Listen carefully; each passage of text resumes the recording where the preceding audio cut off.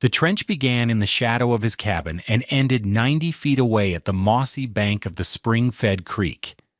It was late October in the driftless region of Iowa, 1879, and the air already had the sharp, brittle edge of the winter to come.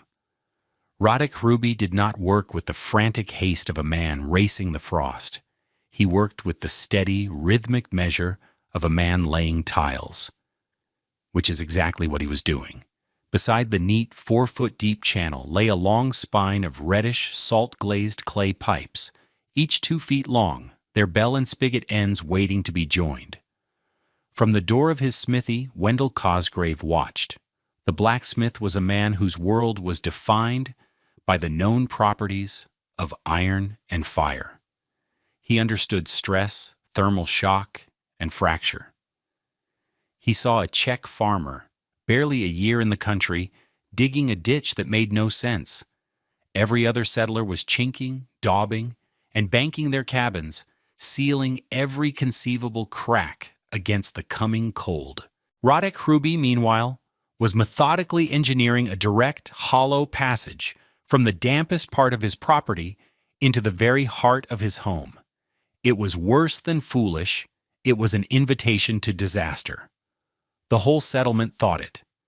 Cosgrave was just the one who said it aloud. He saw a fool digging his family's winter grave, one pipe length at a time. What no one understood was that Roddick wasn't letting the cold in. He was building it a dedicated road, so it would stop invading through every other path. If you stay with me, I promise you will learn a fundamental principle of thermodynamics that most home builders today still get wrong. It's a lesson about pressure, air, and how the most comfortable home is not the one that holds its breath the tightest. Let me know in the comments what you think the biggest mistake people make when trying to heat a home is. And if you value this kind of practical historical wisdom, I hope you'll consider subscribing to the channel. Roddick Ruby was not a farmer, though he now owned a farmer's acreage. He was not a frontiersman, though he lived on the edge of settled land. His hands were not shaped by the axe handle or the plow's grip. His hands knew the slick, yielding body of wet clay, the heft of a shaping paddle, the dry, radiating heat of a kiln door. His memory was a catalog of textures and temperatures, the grit of grog in the clay mix, the cool smoothness of a finished pipe on the drying rack, the precise cherry-red glow of a kiln at 2,000 degrees Fahrenheit, the acrid smell of the salt vaporizing to form a glassy, waterproof glaze. He was a tile maker, from a region of Bohemia where water management was an art stretching back centuries. He had spent 20 years making subgrade drainage and sewer pipes. He didn't just know clay. He knew clay buried in the earth. He knew how to fire a pipe so its body became vitrified, dense as stone, and impervious to the slow, crushing power of water and frost. His father, and his father before him, had taught him that a pipe laid below the frost line was not in a world of winter, but in the steady, cool cellar of the earth itself. It was a world of stability. That knowledge felt useless during his first Iowa winter. The cabin he'd built was tight, made of good oak logs, well chinked with mud and moss. He had bought the best cast-iron stove he could afford in Dubuque. And yet, the cold laid siege to them. His wife, Annetta, and their 2 young children, Jakub and Eliska, lived in a shrinking circle of warmth around the stove. The problem wasn't the stove's heat, it was its hunger. The fire roared, devouring seasoned oak. But it also devoured the air in the small cabin. That first winter was a litany of small miseries that accumulated into a constant, draining hardship.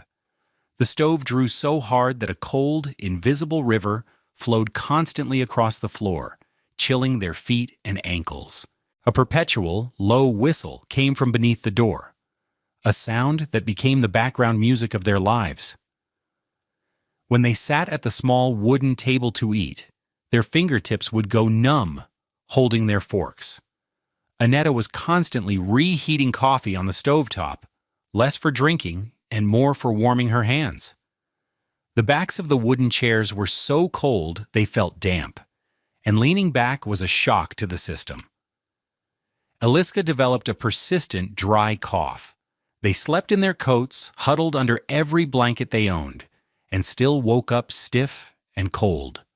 Radek, a man of practical science, felt like he was fighting a ghost. He would feed the fire, and the ghost would answer by pulling more cold through the walls. The more he fought, the stronger his enemy became. The conventional wisdom of the frontier was clear. A house leaks heat, so you must seal the leaks. Every settler in the valley subscribed to this logic. They spent their autumns in a frantic ritual of sealing. They re-chinked the logs, stuffed rags around the window frames, and banked sod against the foundation. It was a battle of attrition against the thousands of tiny cracks that riddled any log structure. But they were sealing the wrong holes because they misunderstood the nature of their enemy. The true problem wasn't the heat getting out. It was the cold getting in. And it wasn't just leaking. It was being actively inhaled. A fire is an act of consumption. To burn a single cord of dry oak, a stove requires over 200,000 cubic feet of air. In a typical 16 by 20 foot cabin with an 8-foot ceiling, the entire volume of air in the room was roughly 2,500 cubic feet.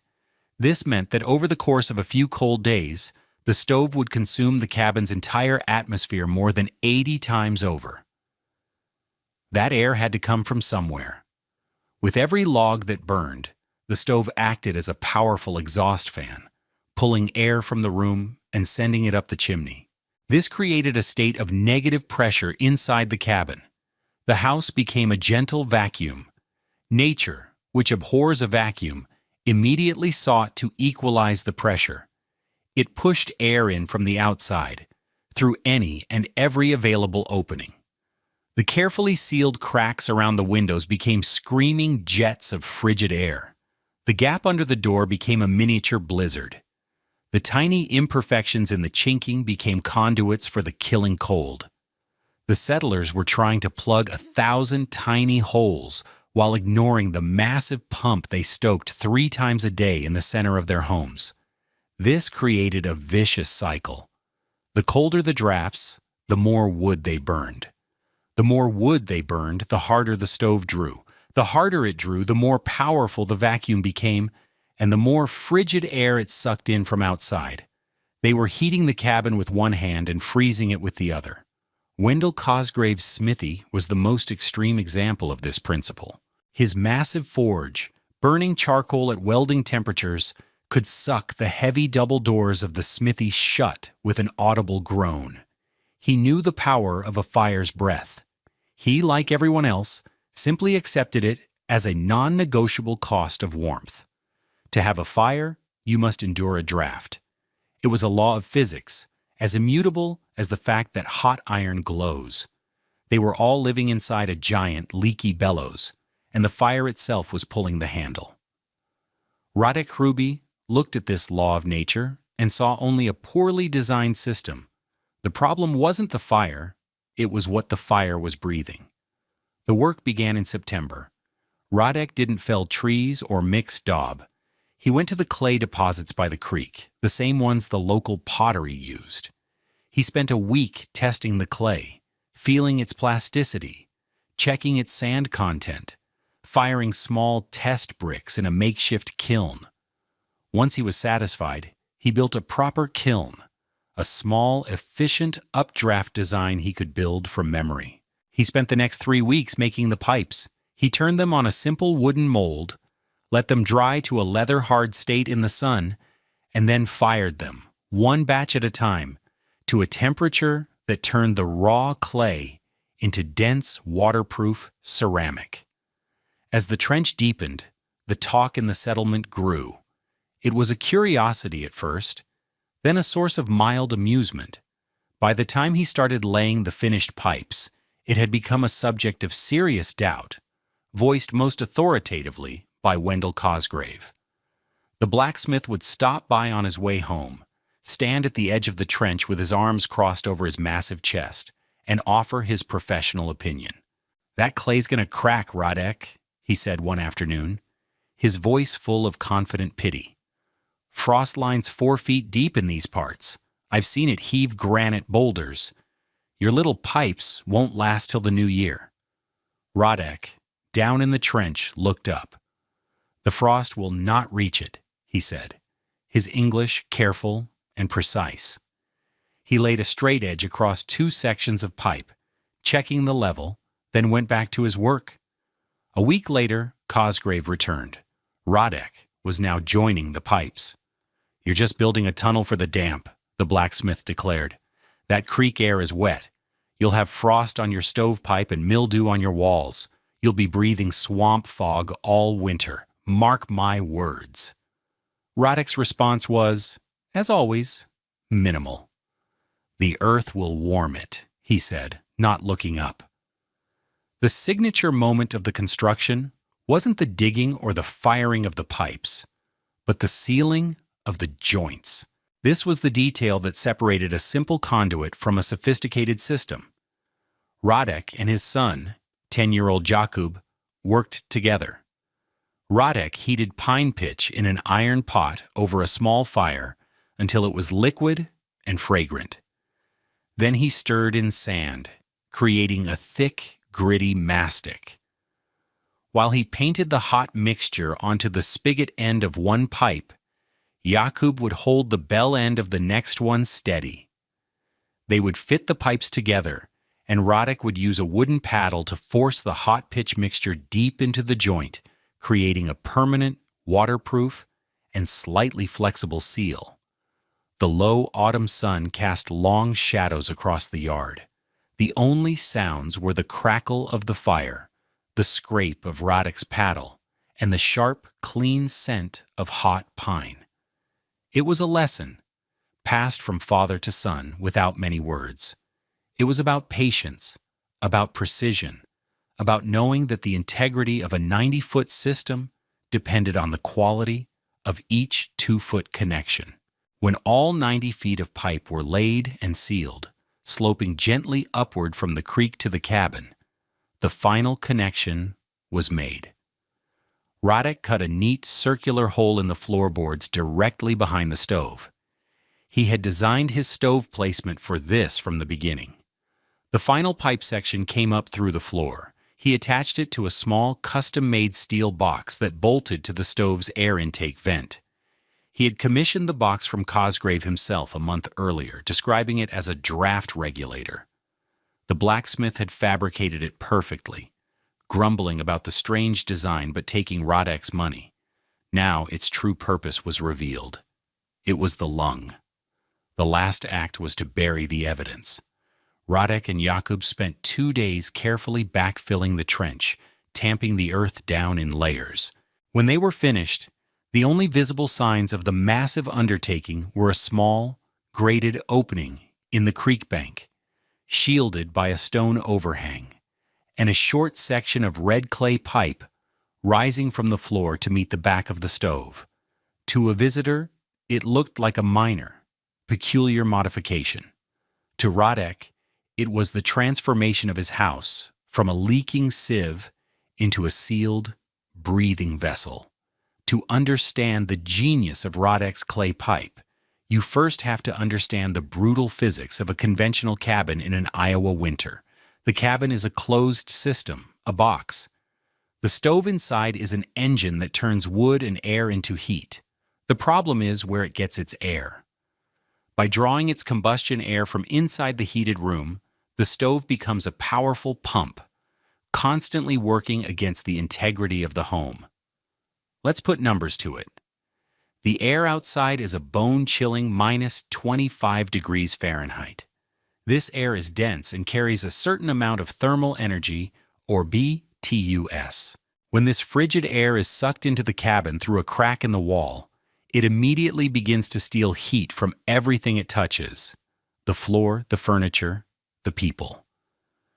The stove must then burn more wood, not just to heat the room, But to first heat this incoming Arctic air up to a temperature where it can even combust efficiently.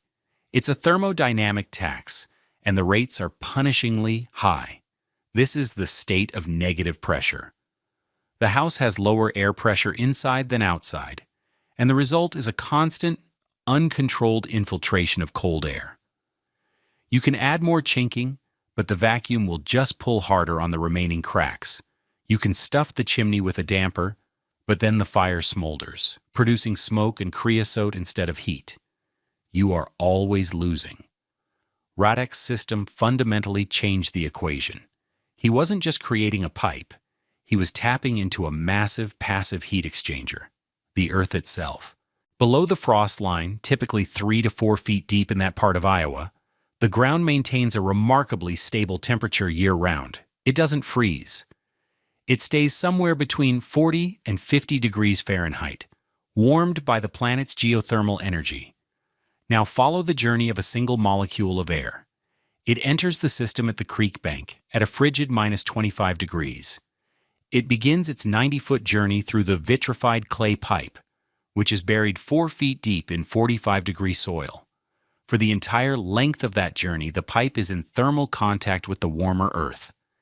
Heat naturally flows from the warmer soil to the colder air inside the pipe. The clay itself, being a good conductor, facilitates this transfer. By the time that molecule of air reaches the stove, it is no longer minus 25 degrees. It has been tempered, pre-warmed to approximately 40 degrees Fahrenheit. This is a staggering 65-degree increase in temperature achieved passively with no fuel burned. This had two revolutionary effects. First, the stove was now being fed stable, 40-degree air. It no longer had to waste energy heating its own intake air from a deep freeze state. This meant it could burn the wood far more efficiently, extracting more BTUs from every single log. The fire was hotter, cleaner, and required less fuel. Second, and more importantly, the fire was no longer stealing its air from inside the cabin. The entire 200,000 cubic feet of air it needed to burn a cord of wood was now supplied directly from the outside. The negative pressure inside the cabin was eliminated because there was no longer a vacuum. The uncontrolled infiltration of cold air simply stopped. The whistle under the door went silent. The icy jets of air from the window frames ceased. The cabin was no longer fighting itself. It became a calm, stable environment, holding on to the heat the stove produced. Instead of constantly having it stolen by drafts, the stove itself created. Radek hadn't just plugged the leaks. He had removed the very force that made them leak in the first place. That winter, the sky turned the color of iron and stayed that way.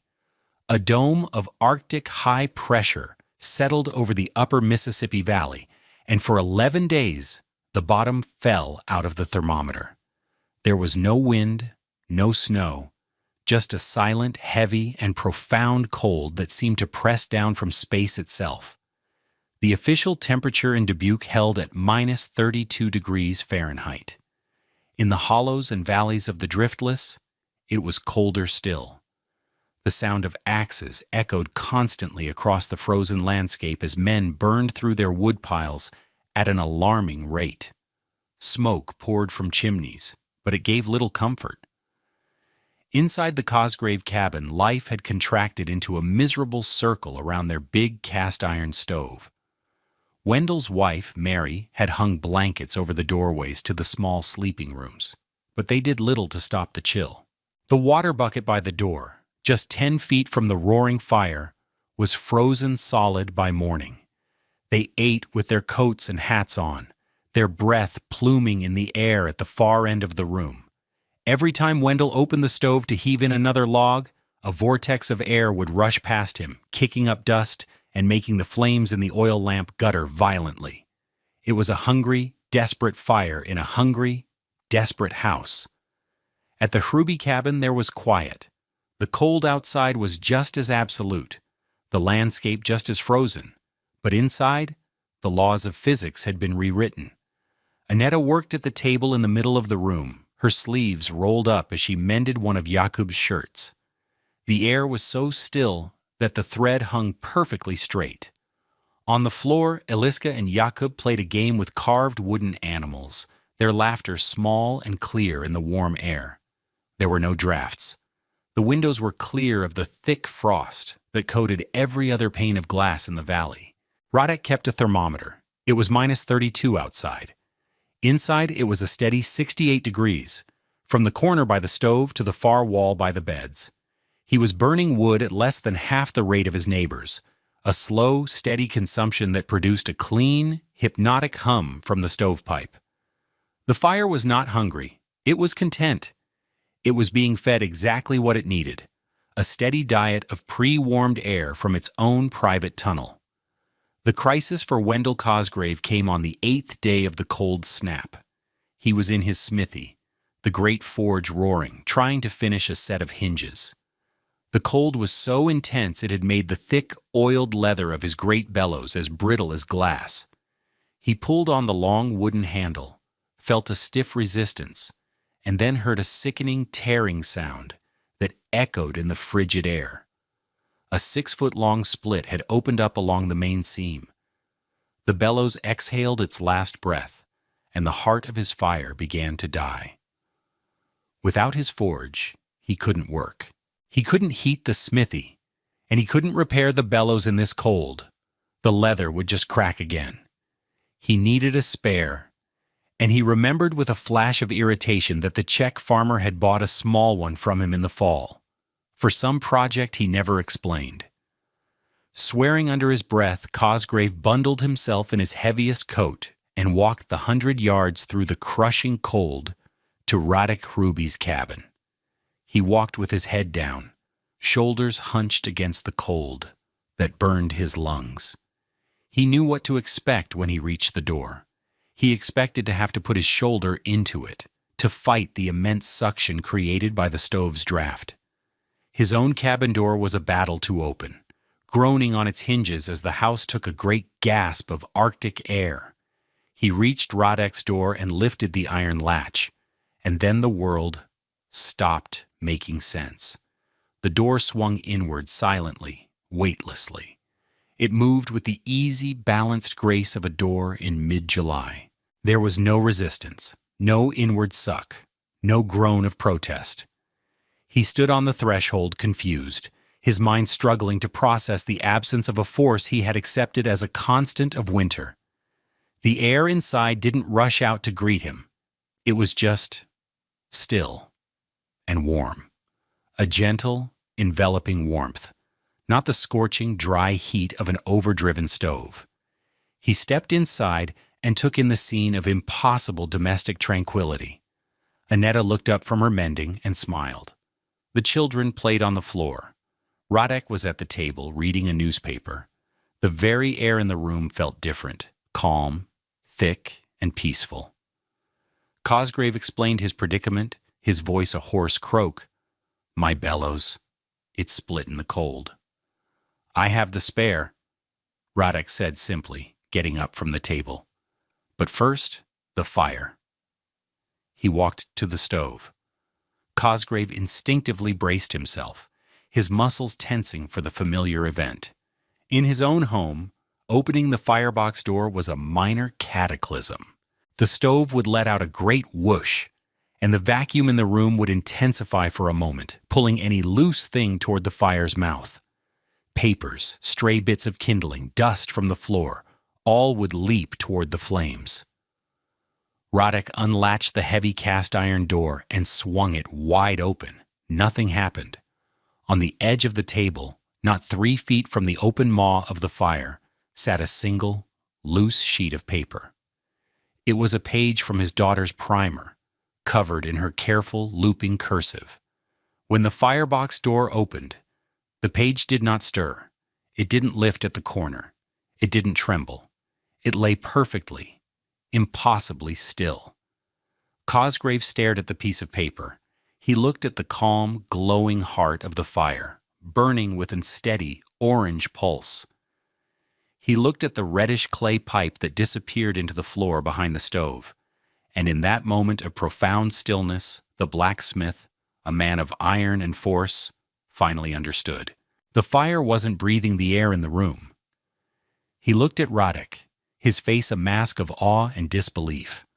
All of his confident pronouncements, his professional certainty, had shattered. "The damp," he managed to say, his voice low. "I told you you'd be breathing creek damp." Radek gave a small, quiet smile. "The earth warms the air, Wendell. It dries it too." Cosgrave shook his head, a slow, wondering motion. He looked around the warm, quiet room, at the comfortable family, at the still piece of paper. He finally grasped the profound reversal of logic that Radek had engineered. "You didn't stop the draft, Radek," he said, his voice filled with the respect of one master craftsman for another. "You gave it a different road to walk." Word of the still piece of paper spread faster than any gossip. It wasn't a story told by Radek, who was not a man given to boasting. It was told by Wendell Cosgrave, and his testimony was unshakable. He told it in the general store, in the churchyard, and to every man who came into his temporarily closed smithy. He described the weightless door and the profound, peaceful warmth inside the Hruby cabin during the worst freeze in living memory. A blacksmith's word on the nature of fire carried the weight of iron. No one doubted him. The true evidence of the idea's power wasn't in the stories, but in the order books. That spring, as soon as the ground thawed enough for a spade to break it, the first new orders appeared at the regional tile works. The first was from Wendell Cosgrave for a 60-foot run of 4-inch salt-glazed pipe for his own house, and another 100-foot run for his smithy. The next two orders came from blacksmiths in neighboring settlements, men who had heard Cosgrave's story and understood its implications immediately. Men who worked with fire knew the cost of its breath. The innovation spread not as a cabin design, but as a breathing pipe. It traveled along the Mississippi clay belt, from Dubuque to Davenport and beyond. Tile makers began to receive strange orders for their best, vitrified drainage pipe, not for draining fields, but for feeding stoves. The first adopters were always the tradesmen who understood the physics intuitively, blacksmiths, potters, men who ran kilns and forges. From them, it spread to the farmers, who saw the dramatic reduction in their neighbors' woodpiles and the unprecedented comfort of their homes. Within 5 years, dozens of homesteads in the region had retrofitted their cabins with the system, forever changing the character of winter on the prairie. What Radek Hruby accomplished with 90 feet of clay pipe and a deep understanding of the earth was a primitive, passive form of a technology we now consider cutting edge. Modern, high-performance buildings are constructed to be exceptionally airtight to conserve energy, to prevent the indoor air from becoming stale, and to provide combustion air for appliances. They rely on complex mechanical systems called heat recovery ventilators, or make-up air units. These devices use fans and heat exchangers to bring fresh, tempered air into the home, without causing drafts or creating negative pressure. Radek, with materials available to any frontier settler, had engineered a silent geothermal version of the exact same principle, a century before it would be codified by building science. The fire fed from outside burned cleaner than the one fed from the room. This was the central truth of Radek Hruby's discovery. The principle extended beyond thermodynamics. A home, like a person, cannot sustain its own warmth by consuming itself. To breathe only its own air is to create a vacuum, a desperate, inward-pulling need that invites the harshness of the world in through every unsealed crack and hidden flaw. It is a state of constant, exhausting battle. Radek's genius was in his understanding of boundaries. He made the boundary of his home absolute, sealing it from the uncontrolled invasions of the cold. But he did not isolate it. Instead, he created a single, intentional, and intelligent connection to the world outside. He built a dedicated channel that took only what was necessary, the air for the fire, and transformed it along its journey, turning a destructive force into a source of life. The fire fed from the room was a frantic, needy thing, its hunger creating the very drafts that chilled the space it was meant to warm. But the fire fed by the earth was calm, steady, and self-sufficient. It asked nothing of the room it heated. It allowed life, quiet and warm, to flourish around it. Thank you for joining me on this journey back to the Iowa frontier. If you found the story of Roderick Hruby's ingenuity as inspiring as I do, please consider liking this video and subscribing for more stories of forgotten wisdom. What other unseen forces do you think shape our daily lives without us realizing it? Let me know in the comments below. The content of this video is for educational and storytelling purposes only. The characters, names, and specific events depicted are fictional, though the techniques and principles are based on real historical practices. The application of any building technique, historical or modern, should be done in accordance with current building codes, safety standards, and regulations. This video does not constitute professional, technical, or legal advice.